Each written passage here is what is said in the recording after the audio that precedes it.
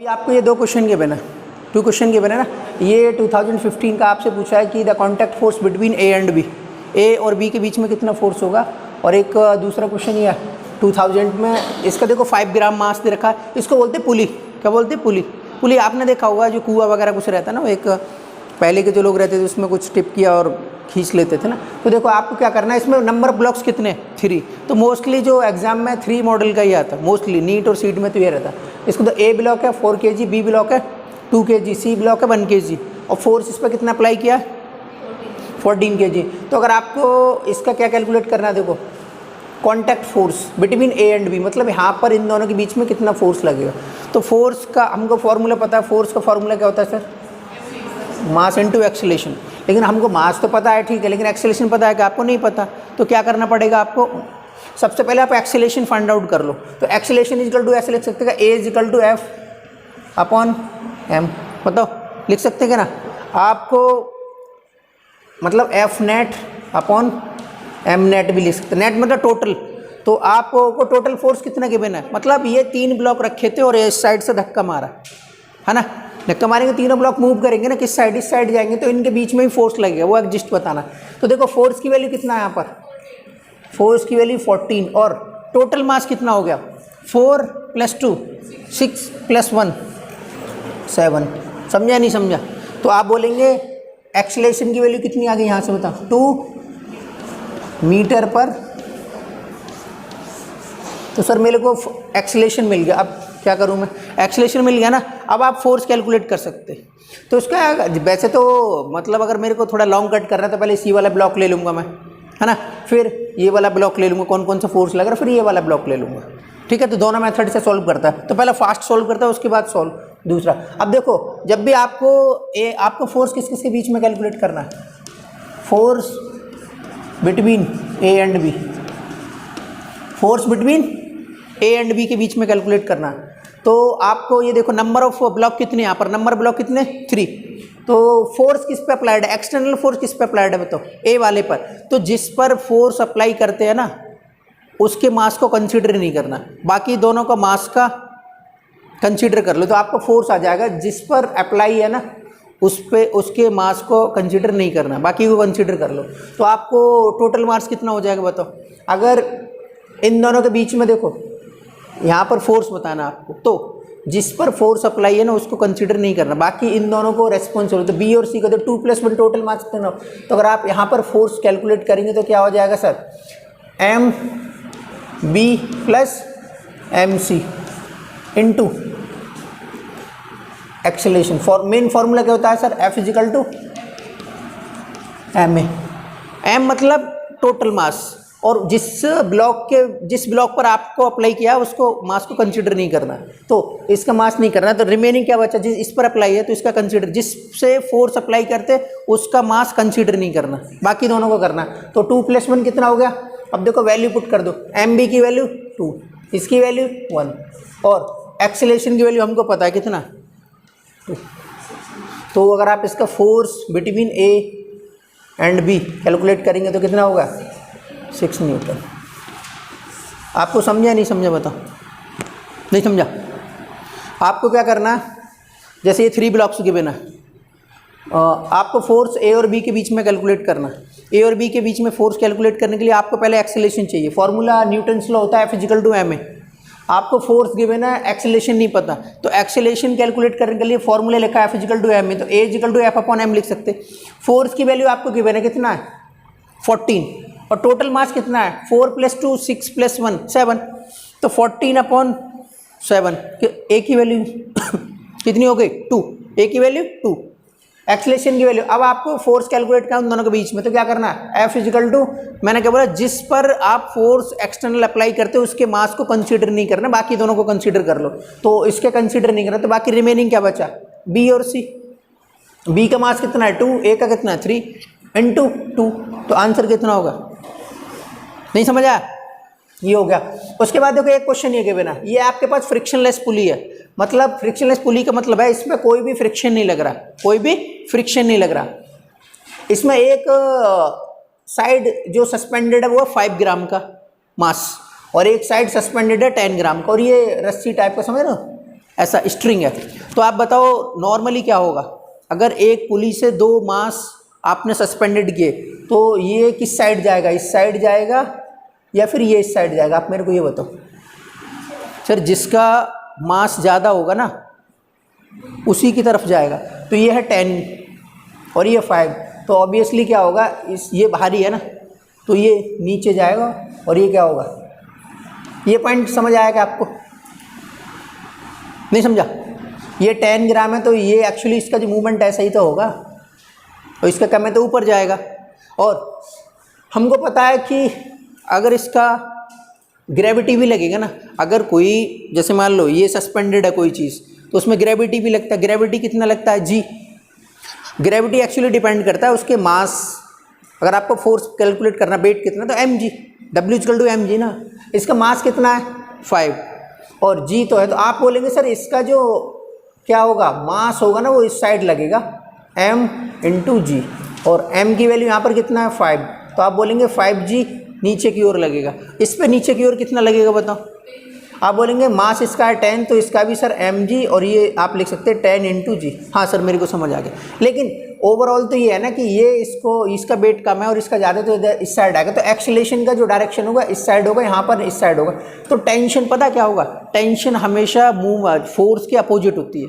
अगर आप जैसे मान लो ये एक रस्सी है, आपने इस साइड खींचेंगे तो टेंशन उसकी अपोजिट होती है। नहीं समझा? तो इसमें एज्यूम कर लिया आपने टेंशन क्या है? T। जो टेंशन हो वही टेंशन इसमें होगा। अगर ये नीचे जा रहा है तो इसमें टेंशन कैसा होगा? इस साइड होगा ना। तो देखो जो वैल्यू ज़्यादा है उसको तो पॉजिटिव लिखना है। आप ये बताओ इसका mg की, ये 2 फोर्स लग रहे हैं इस वाले ब्लॉक पर। अगर आप देखेंगे 5g वाले पर देखो, ब्लॉक पर देखो 2 फोर्स लग रहे हैं। 5g लिखा मैंने, एक फोर्स तो नीचे की ओर लग रहा है उसकी वैल्यू है mg लिख रहा हूँ मैं, और एक फोर्स लग रहा है ऊपर, इसका नाम है टेंशन। तो आप बताओ ये फाइनली किस साइड जा रहा है? ऊपर जा रहा है नीचे जा रहा है? आप बताओ। ऊपर की ओर। नहीं नीचे नहीं जा रहा है। अरे नीचे जाएगा। ये 5 ग्राम है और 10 ग्राम है तो वही इसको इस साइड ये खींच रहा है ना, तो ऊपर ही तो जाएगा ये। तो इसका मतलब ये होगा टेंशन की वैल्यू ज़्यादा होगी इसके उससे, तभी तो ऊपर जाएगा। अगर mg की वैल्यू ज़्यादा होगी, सुनो, अगर mg की वैल्यू ज़्यादा है तो फिर ये नीचे ही आएगा। तो इसका मतलब ये होगा टेंशन की वैल्यू ज़्यादा है इससे, mg से। तो इसके इक्वेशन पता है कैसे लिखते? अगर मैं इसकी इक्वेशन लिखूँ तो ऐसे लिख सकते हैं T माइनस, अरे टेंशन इस साइड है और mg इस साइड है, तो अगर टेंशन ज़्यादा है तो पॉजिटिव लेंगे, इसको क्या लेंगे फिर आप? निगेटिव। तो आपने लिखा mg। सर इसका ये एक्चुअली फोर्स हो गया ना, नेट फोर्स होगा। Tension is nothing but force. तो एक फोर्स तो इस साइड लग रहा है, दूसरा फोर्स इस साइड लग रहा है। इसमें फोर्स कितना लग रहा है हमको नहीं पता, हमने बोला इसे T है। इस साइड कितना फोर्स लग रहा है? अरे वेट भी तो फोर्स होता है mg। ये फोर्स लग रहा है T और इसका है माइनस, तो ये एक्चुअली लिख गया। एक्चुअली आप देखेंगे ये हो गया F = फॉर्मूला क्या होता है? ma। इसका मास कितना है? मास है 5g, 5 है ना, ये ऐसा लिख दो m × ठीक है। इक्वेशन नंबर, इसका आपको इक्वेशन समझ आया कैसे लिखते? हाँ, मतलब ये ऊपर की ओर जा रहा है और नीचे की ओर, तो ये टेंशन ज़्यादा होगा तो ज़्यादा वाले से कम वाले, ये ऊपर जा रहा है ना, तो T माइनस mg = ma, ये लिख दिया। अब देखो मैं सेकंड वाले ब्लॉक की इक्वेशन लिखूँ तो कैसे लिखेंगे? सेकंड वाले ब्लॉक का इसका लिख रहा हूँ, देखो ये है कितना है ये 10 ग्राम, तो इसका ग्रेविटी कितनी लगेगी नीचे बताओ? mg। कितनी लगेगी? mg। और ऊपर एक टेंशन लग रहा है, टेंशन लग रही है, ये लो। तो अगर इसकी इक्वेशन लिखेंगे तो क्या लिखें बताओ? हाँ, क्योंकि ये वाला ब्लॉक नीचे आ रहा है तो टेंशन की वैल्यू कम है, तो इसकी इक्वेशन पता है क्या लिखेंगे? mg minus T = m × a। आपको इतनी इक्वेशन दोनों समझ आया क्या? यस या नो? सर इसमें आपने mg माइनस T क्यों लिखा और इसमें आपने लिखा T माइनस mg? वो डिपेंड करता है मूवमेंट किसका।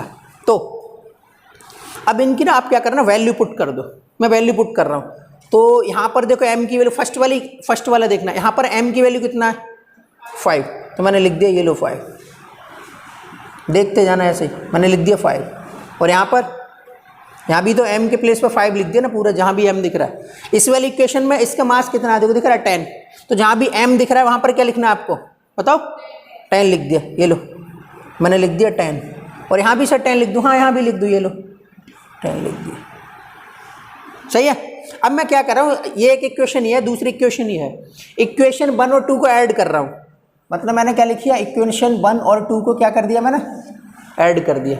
तो ऐड करेंगे, देखो आपको तो पता है ना, जी का ऐड करेंगे जी के साथ और टी को टी के साथ, तो लेफ्ट साइड को लेफ्ट साइड के साथ। यहाँ पर क्या है टी, अरे ये प्लस का टी ना, इधर देखो ये प्लस का टी और इधर माइनस का टी, तो ये तो 0, ये लिखा है माइनस का 5G और ये प्लस का 5G, तो नेट कितना हो गया, तो आप लिखेंगे यहाँ पर 5G इजिकल टू ये प्लस का 5 है और ये 10 के, तो कितना हो गया 15A। अब कुछ कुछ दिख रहा होगा, 5 बन जा 5 होता है, 5 3 जा 15 होता है, तो G इजिकल टू के लिख दिया सर मैंने 3A। मेरे को फाइंड आउट क्या करना था सर, एक्सेलरेशन, तो एक्सेलरेशन इजिकल टू ऐसे लिख दूंगा मैं G/3, बोलो यस या नो, हाँ। तो एक ऑप्शन कौन सा है, नहीं समझा, लिखो, चलो कॉपी कर लो, समझ आया तो, नहीं आया तो एक बार एक्सप्लेन कर देता। इसके ऐसे 4-5 क्वेश्चन लूँगा मैं, आपको इसका पता मेनली क्या देखना, सुनो इतना कॉमन सेंस रखना, जिसका वेट ज़्यादा होगा या जिसका मास ज़्यादा होगा, अरे आपने ये तो देखा होगा, ऐसे झूला टाइप नहीं देखा आपने, ऐसा तो देखा होगा, नहीं देखा, यहाँ पर एक पर्सन बैठता है और यहाँ पर है, ये मान लो 40 kg का पर्सन है और ये 10 kg का है, बताओ किस साइड जाएगा, हाँ ये इस साइड जाएगा हमेशा। ऐसे मान लो ये दो, एक पुली है, इस पर 5 kg का 10 kg का, जिसका मास ज़्यादा वो ये नीचे ही तो खींच लेगा इसको ये ऊपर पहुँचेगा, तो अब ये नीचे खींचेगा कब, जब इसका मतलब mg की वैल्यू ज़्यादा होगी टेंशन से। तो आप कॉपी कर लो, एक बार कॉपी कर सकते हैं आप, अगर समझ आया तो, और नहीं आया तो दोबारा देख लो।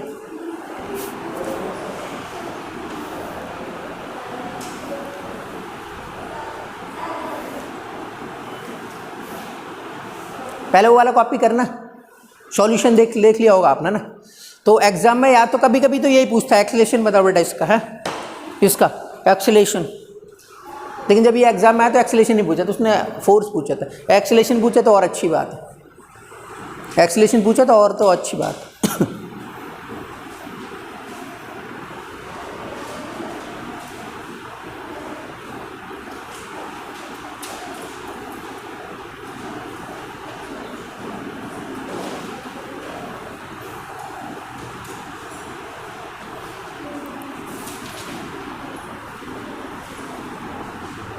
फिर 1-2 क्वेश्चन और देता मैं आपको।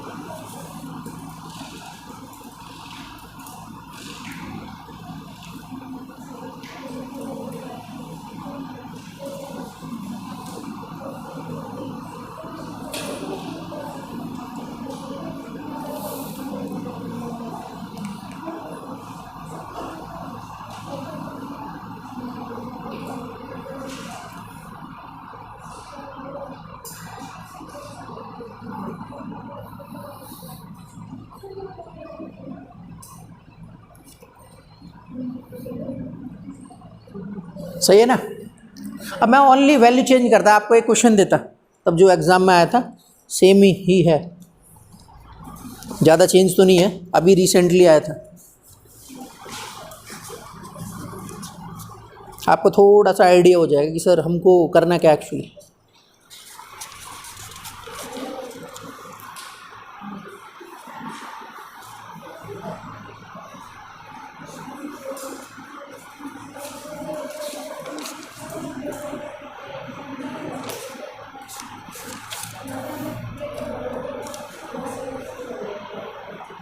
ठीक है, एक 2020 का मैं क्वेश्चन देता हूँ।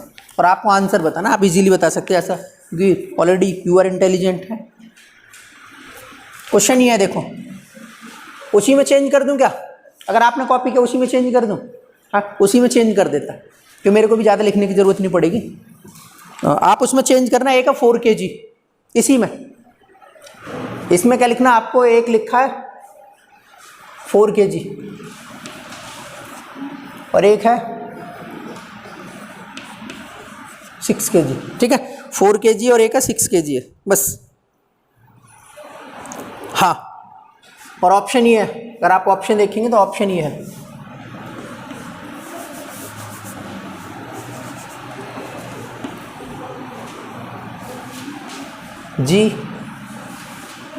GY2, GY5 और GY10, और ये कौन से ईयर का है? 2020 का है, और वो 2000 का था, है ना। चलो आंसर बताओ इसका, बाकी पूरा सेम है, बाकी प्रोसेस पूरा सेम है, आप आंसर बता सकते हैं इसका, what is the correct answer of this question, ठीक है। बाकी रेस कर देता हूँ मैं, GY5 में अभी मैं बताता हूँ, एक बार आप ट्राई कर लो फिर मैं बताता आपको।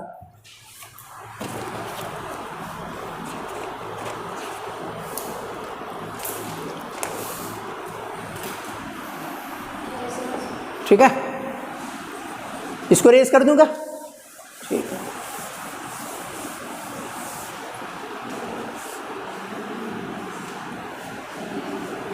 देखो मैं पूरा इरेज कर रहा हूँ यहाँ से, थोड़ा सा मतलब इक्वेशन दोबारा लिख दूँ, थोड़ा सा अच्छा फीलिंग आएगा आपको। वो 2000 में आया था और ये 2020, ठीक है, कर लिया ना। देखो कितने, एक बार आप ट्राई कर लो, और तुम्हारा इक्वेशन लिखा तो करेक्ट आएगा, नहीं लिखा तो फिर वैसे तो सेम ही है, क्योंकि ये वाला 4 है, ये 6 है, तो इधर ही जाएगा, जो पहले मूवमेंट था सेम मूवमेंट हो गया, क्योंकि 6 kg है। तो आप भी ट्राई करो, मैं इधर ट्राई करता हूँ। ये लिखा है देखो 4 kg वाले ब्लॉक की इक्वेशन लिखता हूँ मैं। 4 kg ब्लॉक है, इसके ऊपर ये टेंशन लग रहा हो, दैट मीन्स T, और नीचे क्या लग रहा होगा इसका, वेट, ग्रेविटी की, तो कितना लगेगा सर, mg, और मास इसका कितना है 4 kg, सही है ना।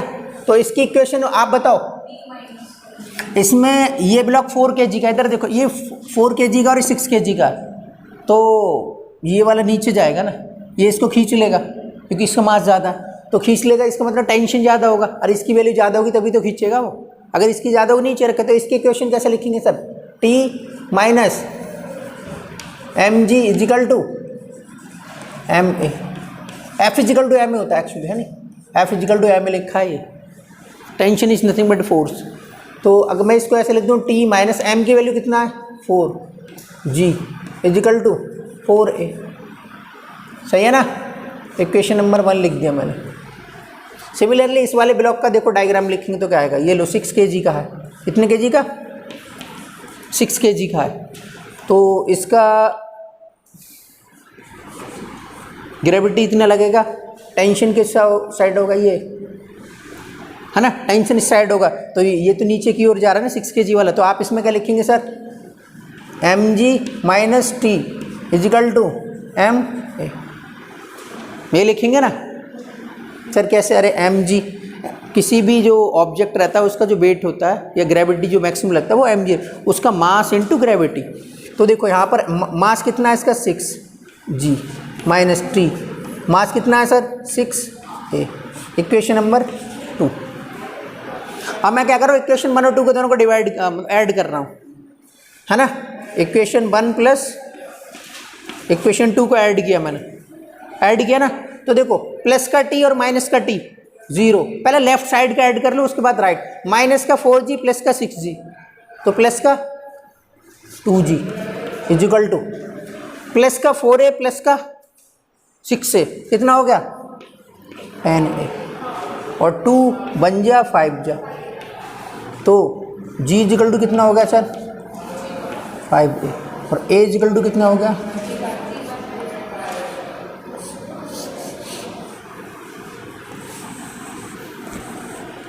समझा?